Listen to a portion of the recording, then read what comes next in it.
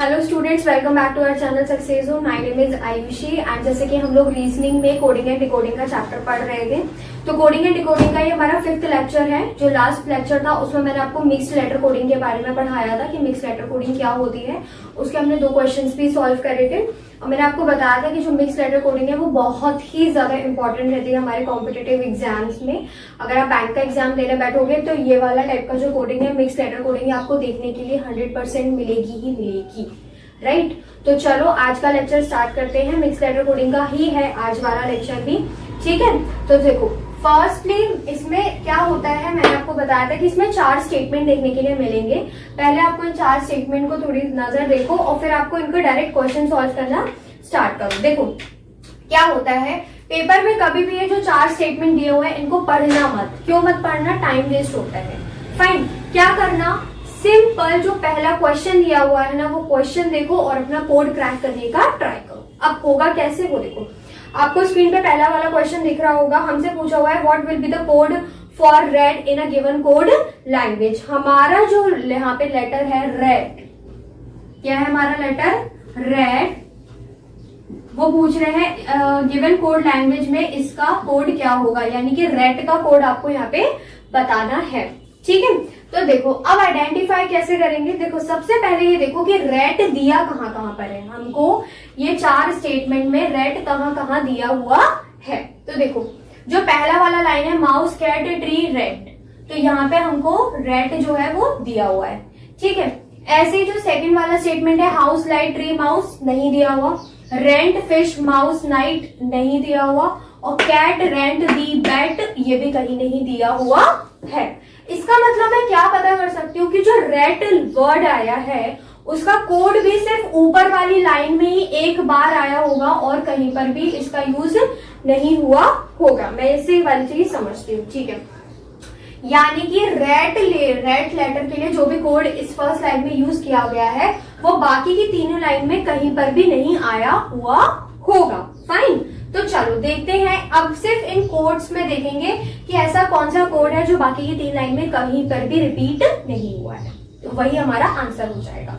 देखो सबसे पहला अगर मैं बात करूं NE, तो देखो NE 2 जगह यहाँ पे हमें मिल गया, बल्कि 3 जगह दिया है, तो ऑब्वियसली रेड के लिए NE कोड यूज नहीं हुआ। अगर बात करूं JE की, ठीक है, तो JE देखो क्या कहीं JE दिया हुआ है, FECANE जेई कहीं पर भी अभी अपन को नहीं दिया हुआ है। तो हो सकता है कि जेई जो हो वो हमारे लिए रेड के लिए कोड हो, बट अभी श्योर नहीं होना है, अभी आगे और देखना है। अब आता है FE, तो FE यहाँ पे पहले ही हमें दिख रहा है, यानी कि FE भी मेरा आंसर नहीं होगा। और उसके बाद लिखा हुआ है WUR, तो देखो WUR यहाँ पे 2 जगह पे WUR दिया हुआ है। इट मीन्स हम क्या कह सकते हैं कि रेड के लिए हमारा कोड क्या दिया हुआ है, रेड के लिए हमारे को आंसर में कोड दिया हुआ है JE, ठीक है। आया समझ में, रेड के लिए हमको कोड क्या दिया हुआ है JE, हमारा आंसर यहाँ पे हो जाएगा, ठीक है।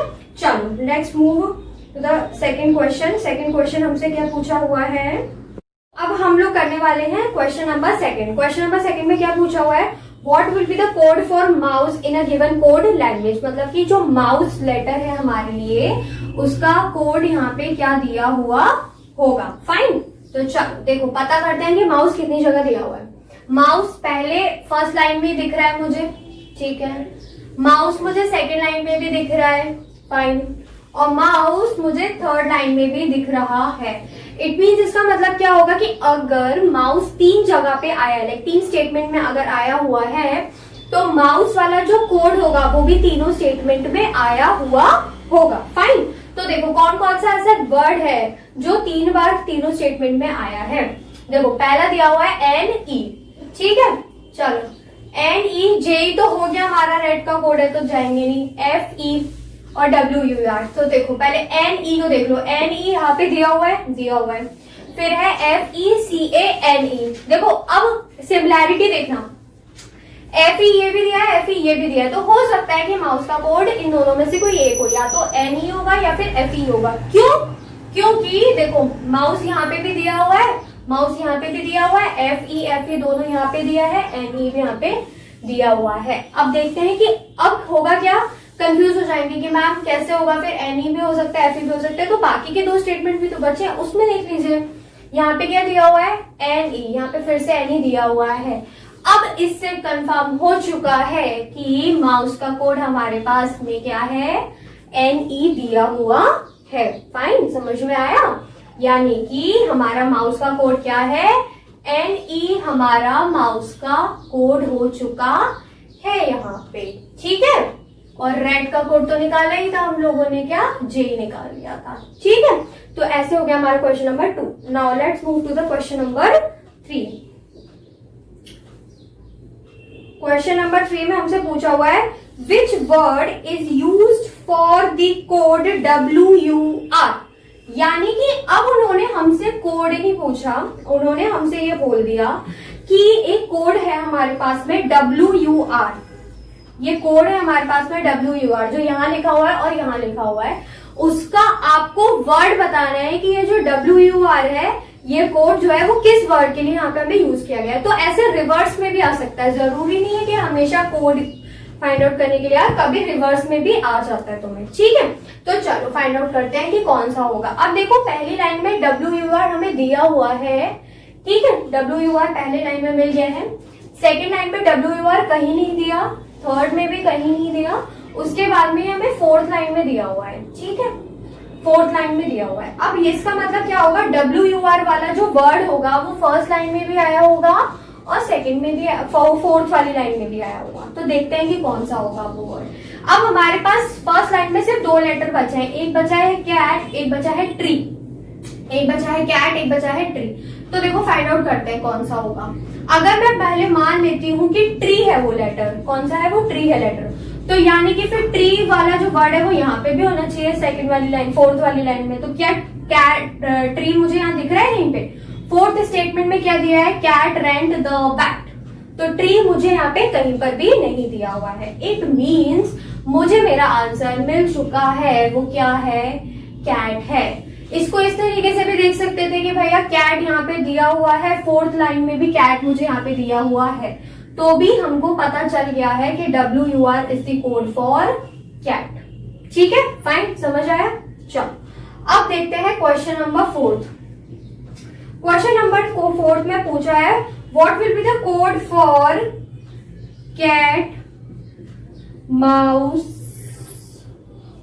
Tree, the bat. ठीक है, क्वेश्चन नंबर 4 में पूछा हुआ है cat, mouse, tree, the bat, what will be the code for the cat, mouse, tree, the bat in the given code language. Given code language में इन 5 के लिए क्या हमारे पास में कोड होगा, हमसे ये पूछा गया है। ठीक है, अब सबसे पहले तो ये फाइंड आउट कर लो कि किस किस के कोड हमें मिल चुके हैं। ठीक है, देखो कैट का मिल गया है क्या, WUR। ठीक है, अब देखो माउस का मिल गया, माउस का मिल गया था NE। देखो ट्री, ट्री जो है ऊपर अकेला बचा हुआ है, और ट्री ऊपर भी आया नीचे भी आया। वैसे तो देखो इसका ट्री का इजीली कैसे मिल जाएगा, माउस का निकाल लिया, कैट का निकाल लिया और रेड का निकल चुका है कोड, तो बचा क्या है, ट्री, और एक ही वर्ड हमारे पास में यहाँ पे बचा है FE। तो अपन को मिल चुका है ट्री का कोड क्या है, FE है, तो अपन ने यहाँ पे लिख दिया FE। अब बचता है दो वर्ड द और बैट। अब देखते हैं कि द और बैट हमारे कोड में दिए हुए हैं कि, हमारे स्टेटमेंट में द बैट दिया है कि नहीं दिया। House, light, tree, mouse, the bat कहीं नहीं है। Rent, fish, mouse, light, the bat कहीं नहीं है। फिर है कैट, रेंट, द बैट, यहाँ पे हमें मिल रहे हैं दोनों, द और बैट दोनों वर्ड मिल रहे हैं, पर हमारे पास में यहाँ पे कोड कितने हैं, 3 हैं। तो फाइंड आउट कैसे करेंगे कौन किसका कोड कौन सा है, तो देखो कैसे करेंगे। अब यहाँ पे कैट का कोड तो मिल गया था, WUR है। यहाँ पे एक लेटर बचा हुआ है रेंट। अगर मैं रेंट का कोड फाइंड आउट कर लूं, कैसे भी इन स्टेटमेंट में से देखकर, अगर मैं रेंट का कोड फाइंड आउट कर लूं तो मुझे द और बैट का ऑटोमेटिकली कोड मिल जाएगा। फाइन, तो चलो देखते हैं। रेंट यहाँ दिया हुआ है, ऊपर वाली लाइन में देखो तो रेंट यहाँ पे दिया हुआ है, थर्ड वाली स्टेटमेंट में भी रेंट मुझे दिया हुआ है, यानी कि रेंट 2 जगह अगर आया है तो उसका कोड भी आया होगा दोनों लाइनों में। अब ऊपर वाली लाइन में देख लो, इधर तो है नहीं, ना इधर है रेंट, तो यानी कि रेंट इधर है, तो इसका कोड भी 2 लाइनों में आया हुआ होगा। अब देखो वो कौन सा लेटर है, यहाँ पे AE दिया हुआ है और जस्ट ऊपर ही AE भी लिखा हुआ है। इससे मुझे समझ में आ रहा है कि रेंट के लिए कोड वर्ड कौन सा यूज किया गया है, रेंट के लिए कोड यूज किया गया है, AE को यूज किया गया है। अब मुझे फाइंड आउट करने की जरूरत नहीं है कि द और बैट का रिस्पेक्टिवली कोड कौन सा होगा, यानी कि द का कौन सा होगा, बैट का, मुझे उससे फर्क नहीं पड़ेगा। क्यों नहीं पड़ेगा, क्योंकि मुझे तो इन दोनों का कलेक्टिवली यहाँ पे आंसर लिखना है। तो मैं उठा के इनको यहाँ पे लिख दूंगी JUL एंड BT।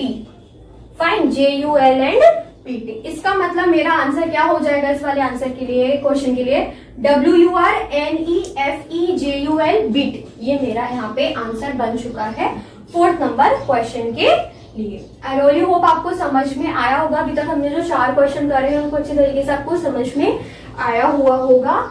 बिल्कुल ध्यान देना, जो इस टाइप के क्वेश्चंस आते हैं ना वो बहुत आते हैं। मतलब कि अगर 5 क्वेश्चन आ रहे हैं ना कोडिंग के, तो इस टाइप के तुम्हें 2 क्वेश्चन इस टाइप के तो मिल ही जाएंगे, बाकी के तुम्हें सिंगल वर्ड के निकालने के लिए मिलेंगे, और 2 क्वेश्चन आपको इस टाइप के मिल जाएंगे। फाइन, अब आ जाते हैं 5th क्वेश्चन पे। 5th क्वेश्चन पे पूछा हुआ है what will be the code for fish in a given code language. Fish जो वर्ड है मेरे पास, उसके लिए कोड लैंग्वेज में हमारे पास में क्या आंसर होगा। ठीक है, तो देखते हैं फिश कहाँ कहाँ हमें दी हुई है। ये वाली लाइन तो खत्म हो गई है, ये वाली लाइन खत्म हो गई है, यहाँ से कोड निकल चुके हैं। अब आ गया है 2nd और 3rd वाली। 2nd और 3rd में यहाँ पे दी हुई है फिश, यहाँ पे दी हुई है हमारे पास में फिश। ऊपर वाली लाइन में कहीं पर भी फिश नहीं दी है। अच्छा, एक लेटर और यहाँ दिया हुआ है, वो है नाइट। अब देखो एक चीज समझ के चलना, अपन ने रेंट का कोड निकाल लिया, रेंट का कोड मैंने निकाल लिया था A। अब मेरे पास में बचा है फिश और नाइट। देखो ये है फिश, ये है नाइट। अब इन दोनों का कोड कौन कौन सा होगा, या तो GI और TA, GI या फिर TA में से कोई एक होगा। अपन देखते हैं कि कौन सा होगा। अब पहले तो ये देखो, फिश तो देखो ऊपर कहीं दिया नहीं है, देखो नाइट कहीं दिया हुआ है क्या, तो देखो 2nd वाली लाइन में नाइट भी कहीं नहीं दिया हुआ है। अब इसका मतलब क्या होगा कि हमारे को कोई सोर्स नहीं बचता है इन दोनों का कोड निकालने के लिए, कि फिश का और नाइट का कोड क्या होगा, रिस्पेक्टिवली कोड कौन सा होगा। रिस्पेक्टिवली यानी कि जैसे हमने रेड का फाइंड आउट किया था, माउस का फाइंड आउट किया था, वैसे हमारे पास में कोई चांस नहीं बच रहा कि फिश और नाइट का कोड क्या होगा। ठीक है, बट होगा इन दोनों में से कोई एक ही। तो अब इस कंडीशन में हम क्या करेंगे, हम इस कंडीशन में कर देंगे आइदर। अब हमारा आंसर क्या बन जाएगा, आइदर GI और TA, यानी कि मेरा आंसर फिश का या तो GI होगा या फिर TA होगा, यानी कि इन दोनों में से एक होगा। आइदर का मतलब भी क्या होगा, या तो ये आंसर होगा या फिर ये होगा। We don't know what is the correct answer here, because अब हमारे पास में कोई सोर्स नहीं बचा है नाइट का कोड निकालने के लिए भी और फिश का। क्यों, क्योंकि ये सिर्फ इसी लाइनों में, इस 3rd वाले स्टेटमेंट में दी है दोनों चीजें, 2nd और 1st में भी कहीं नहीं दिए हुए हैं। अब हमारे पास में कोई सोर्स ही नहीं बचा इनका आंसर निकालने के लिए, तो अपन ने इनका आंसर क्या लिखा है, आइदर GI और TA, या तो GI होगा फिश का आंसर या फिर TA होगा। फाइन, समझ में आया। तो इसी के साथ में जो हमारा फर्स्ट क्वेश्चन था वो कंप्लीट होता है, जिसमें हमने 5 पार्ट्स पढ़े थे, 5 क्वेश्चन के पार्ट्स पढ़े थे। आई रियली होप आपको ये वाला समझ में आया होगा। Now let's move to the 2nd question. तो अब अपन लोग 2nd क्वेश्चन स्टार्ट करने वाले हैं। 2nd वाले क्वेश्चन का जो स्टेटमेंट है आप लोगों के सामने लिखा हुआ है, nature is beautiful, she is intelligent, kids are playing, she has beautiful kids. ठीक है, हम इनसे मतलब अभी नहीं है, हम पढ़ेंगे डायरेक्ट क्वेश्चन अपना। हमको फर्स्ट क्वेश्चन में पूछा हुआ है what will be the code for nature in a given code language, यानी कि हमसे वो पूछ रहे हैं नेचर का कोड। किसका कोड पूछ रहे हैं, नेचर का कोड पूछ रहे हैं। ठीक है, बहुत सिंपल है, बहुत इजीली फाइंड आउट हो जाएगा। देखो पहले देखो वही वाली ट्रिक, अपनी नेचर कहाँ कहाँ दिया हुआ है। तो नेचर फर्स्ट लाइन में दिया हुआ है, 2nd में नहीं दिया है, 3rd में भी नहीं है और 4th में भी नहीं है, यानी कि जो नेचर वाला कोड होगा वो एक ही बार आया होगा जो सिर्फ फर्स्ट लाइन में आया होगा। तो चलो देख लेते हैं जल्दी से। सबसे पहले देखो GI कहीं और दिया हुआ है क्या, नहीं, GI कहीं नहीं दिया हुआ है। फिर आ जाओ PA पे, PA कहीं और दिया हुआ है, पी ए, हाँ पी ए यहाँ पे दिया हुआ है और पी ए यहाँ पर भी दिया हुआ है, तो यानी कि पी ए तो नहीं है नेचर का कोड। फिर आ रहा है मेरे पास में एन आई। एन आई फर्स्ट लाइन में है, सेकंड में नहीं दिया हुआ, थर्ड में भी नहीं दिया हुआ, लेकिन फोर्थ में दिया हुआ है। अब मुझे इजीली मिल चुका है किसका कोड, नेचर का कोड मुझे इजीली फाइंड आउट हो चुका है। यहाँ पे क्या है students, GI is our code for nature. Fine, चल अब आते हो नेक्स्ट क्वेश्चन की तरफ। अब नेक्स्ट क्वेश्चन में पूछा हुआ है which word is coded as NI in a given code language, यानी कि जो कोड है NI, ये जो कोड है NI, इसके लिए हमने कौन सा वर्ड यूज किया हुआ है, हमसे ये पूछ रहे हैं वो लोग। ठीक है, तो चलो देखो NI यहाँ पे दिया हुआ है और हमने जस्ट देखा था कि फोर्थ वाला जो स्टेटमेंट है वहां दिया हुआ है NI। इसका मतलब क्या होगा, जो NI वाला वर्ड होगा वो दोनों लाइनों में आया हुआ होगा। अब देखते हैं कौन सा वर्ड है, वो नेचर तो नहीं होगा। इज, क्या इज आया है क्या यहाँ पे कहीं पे भी, तो इज भी यहाँ पे कहीं पे नहीं आया हुआ, मतलब फोर्थ वाली लाइन में तो इज नहीं दिख रहा मुझे। अब आता है थर्ड वर्ड ब्यूटीफुल, क्या दिया हुआ है ब्यूटीफुल, तो क्या ब्यूटीफुल फोर्थ लाइन में आया हुआ है, जी हाँ बिल्कुल मैम आया हुआ है, यानी कि मेरा NI का कोड क्या बन चुका है यहाँ पर, आंसर ब्यूटीफुल। क्या बन चुका है, ब्यूटीफुल इज आवर NI के लिए कोड कौन सा है हमारा, ब्यूटीफुल है। अब आ जाते हैं थर्ड क्वेश्चन पे। थर्ड क्वेश्चन में हमसे क्या पूछा हुआ है उन्होंने, what does SAAENIGI mean in that code language. अब वही फिर से मतलब कोड दे दिया है, अपन को वर्ड्स निकालने हैं कि कौन सा कोड किसका होगा, यानी कि SIAENIGI।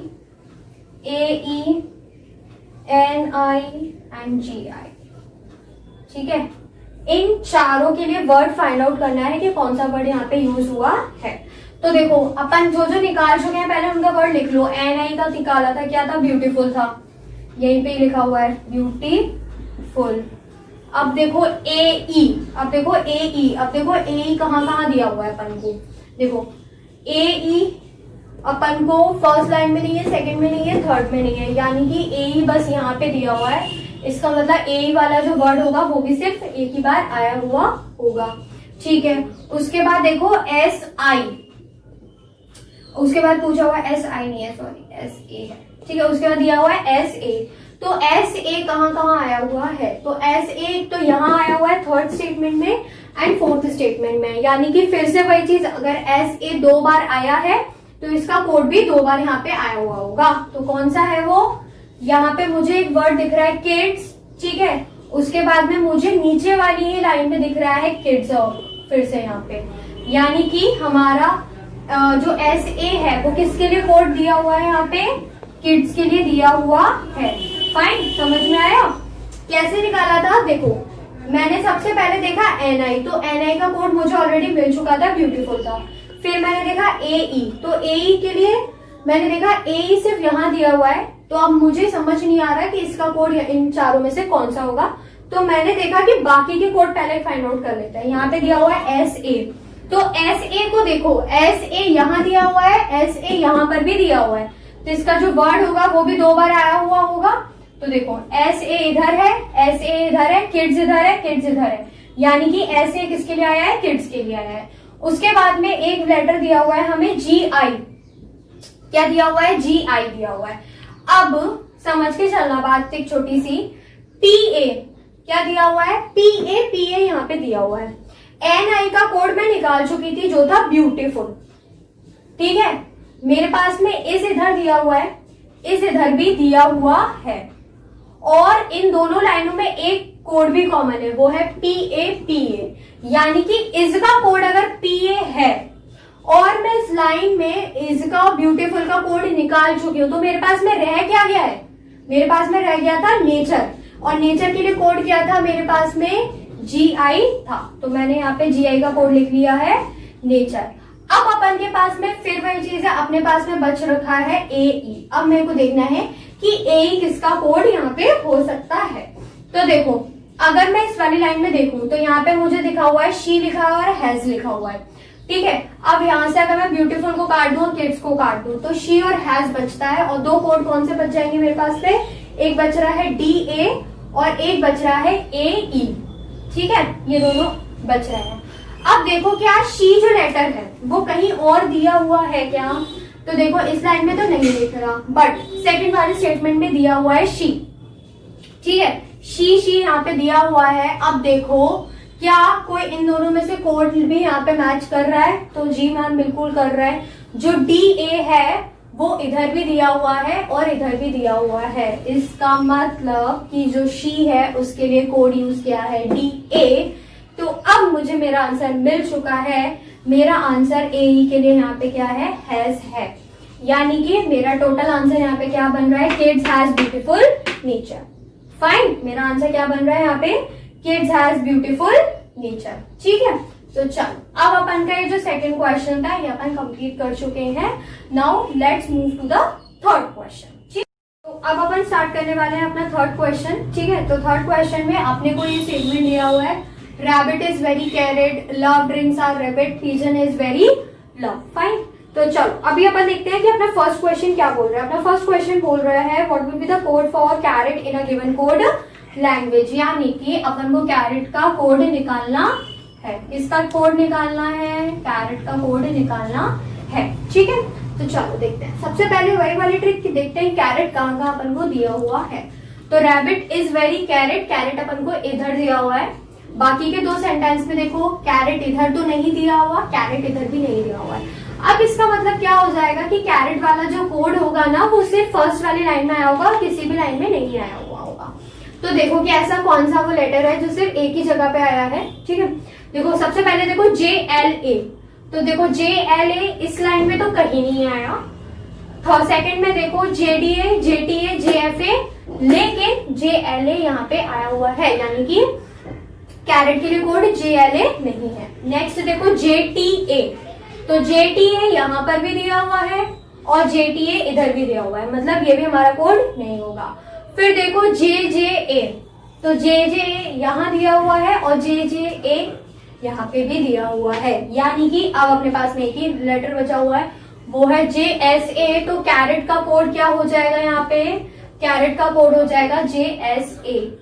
समझ में आया, कैरेट का कोड क्या हो गया, JSA।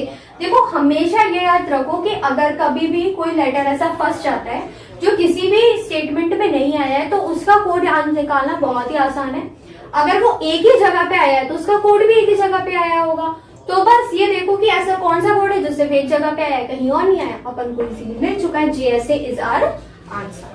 ठीक है, तो चलो अब मूव करते हैं इसके सेकंड क्वेश्चन पे। सेकंड क्वेश्चन में पूछ रहे हैं what will be the code for rabbit love pigeon. Rabbit love pigeon का अपना कोड क्या होगा वो अपन से पूछ रहे हैं।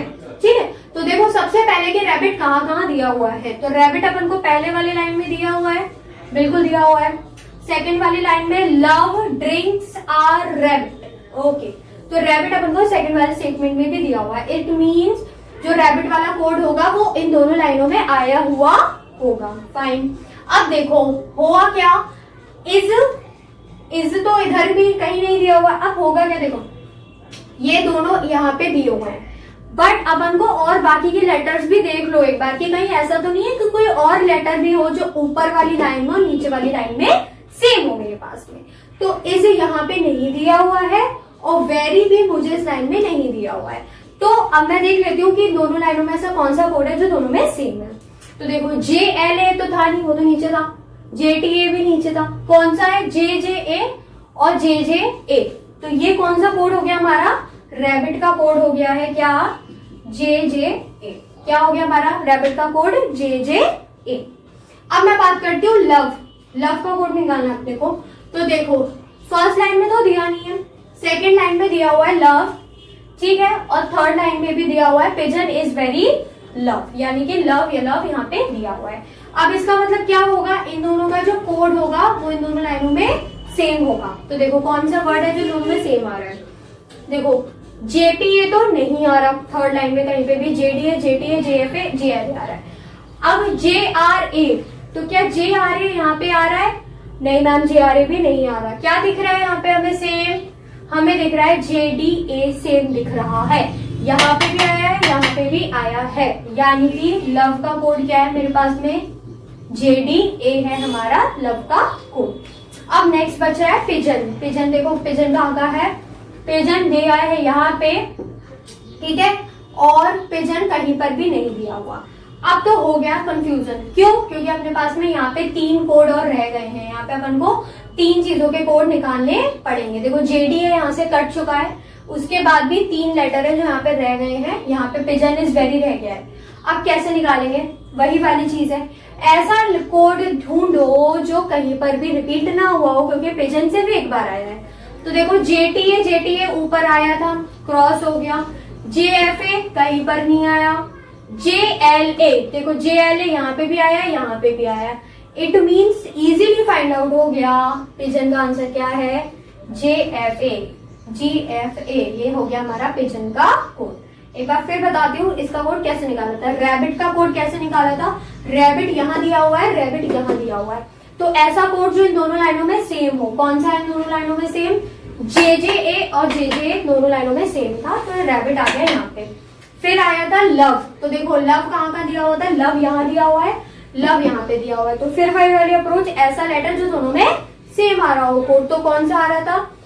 JPA नहीं था, JRA भी नहीं था, क्या था? JDA and JDA। तो अपने पास में लव का कोड मिल गया JDA, और अपने पास में अब बच रहा था पिजन। तो पिजन अपने को सिर्फ थर्ड वाले स्टेटमेंट में था, और पिजन कहीं और भी नहीं आया था। तो यानी कि पिजन वाला जो कोड होगा वो किसी और लाइन में भी नहीं दिख रहा होगा हमें। तो अपन ने देखा JTA तो ऊपर आया था, JFA वो कहीं पर भी नहीं आया है, तो पिजन का आंसर हो गया JFA। आई होप आपको ये वाला क्वेश्चन भी समझ में आया होगा। अब अपन बात कर रहे हैं थर्ड क्वेश्चन के बारे में। वो पूछ रहे हैं what will be the code for drinks. पूछ रहे हैं ड्रिंक्स का कोड क्या होगा? ड्रिंक्स का कोड क्या होगा? अब देखो ड्रिंक्स कहाँ कहाँ पे दिया है। फर्स्ट लाइन में तो कहीं नहीं दिया, सेकेंड लाइन में दिया हुआ है ड्रिंक्स। क्या दिया हुआ है? ड्रिंक्स यहाँ पे दिया हुआ है। अब लव का कोड पता चल गया, रैबिट का कोड मालूम पड़ गया। ड्रिंक्स के साथ में एक लेटर और लिखा हुआ है, वर्ड लिखा है, वो है R।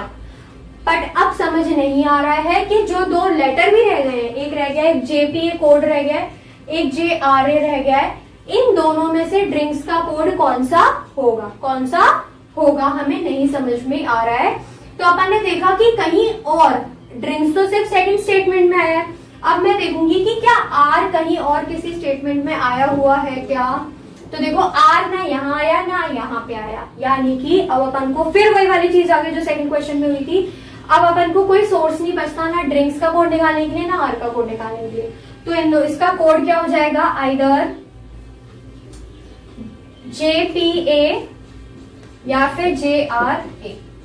ये हो गया मेरा ड्रिंक्स का कोड, या तो JPA होगा या फिर JRA होगा, क्योंकि पता ही नहीं चल रहा ना ड्रिंक्स में और R में से किसका कोड कौन सा है। तो भाई या तो JPA होगा या फिर JRA होगा। तो अपन आइदर इसका आंसर लगा देंगे कि इन दोनों में से कोई एक इसका कोड है। आइदर का मतलब यहाँ पे ये है। चलो नेक्स्ट क्वेश्चन पूछ रहे हैं what would be the code for pigeon in a given code language. तो यार पिजन का कोड अपन पहले ऑलरेडी निकाल चुके हैं। यहाँ पे अपना जो प्रीवियस क्वेश्चन था इसमें अपन ने पिजन का कोड ऑलरेडी निकाल लिया था। क्या था? JFA था। तो ज्यादा टाइम वेस्ट नहीं करेंगे, बहुत इजी है। अब लास्ट उन्होंने कोड पूछा हुआ है, उन्होंने बोला है जो वर्ड है JTA, उन्होंने पूछा है जो वर्ड है JTA वो कौन से, जो कोड है JTA वो किस वर्ड के लिए यूज किया गया है, उन्होंने हमसे ये पूछा है। तो देखो क्या JTA कहाँ कहाँ आया है। तो देखो JTA यहाँ पे आया हुआ है, ठीक है, JTA इधर आया हुआ है, परंतु इनके साथ में JLA इधर भी आया है और JLA इधर भी आया हुआ है। तो अब और 2 वर्ड ही बचे अपने पास में इधर भी, इज वेरी, ठीक है, इज वेरी। तो या तो JTA का कोड इज होगा या फिर वेरी होगा। क्यों?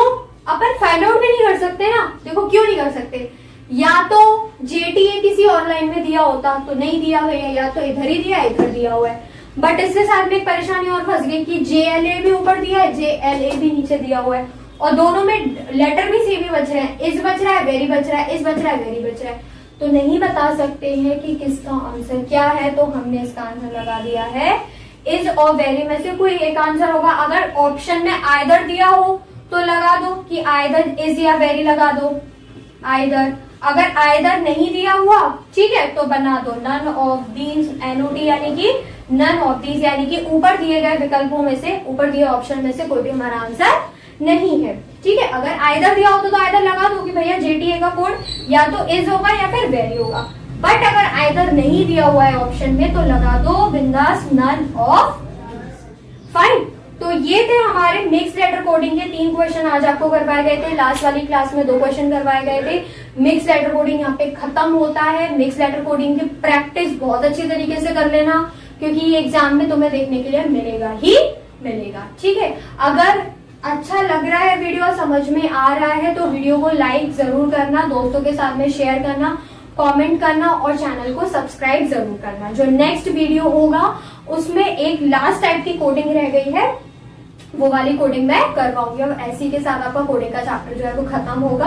आप लोग चाहोगे तो एक बार एक वीडियो में मिसलेनियस करवा देंगे। मिसलेनियस यानी कि जो जितने भी टाइप की कोडिंग बची है उन सबके क्वेश्चंस उस वाले वीडियो में करवा देंगे। लेकिन जो नेक्स्ट वीडियो है उसमें एक लास्ट टाइप की कोडिंग बची है, उसके क्वेश्चन मैं आपको यहाँ पे सिखाऊंगी और करवाऊंगी, ठीक है। तो अगर अच्छा लगा, वीडियो समझ में आया है तो लाइक करिएगा, शेयर करिएगा, कमेंट कीजिएगा, सब्सक्राइब करिएगा, ठीक है। एंड मैं आपको मिलती हूँ हमारे नेक्स्ट वीडियो में। धन्यवाद।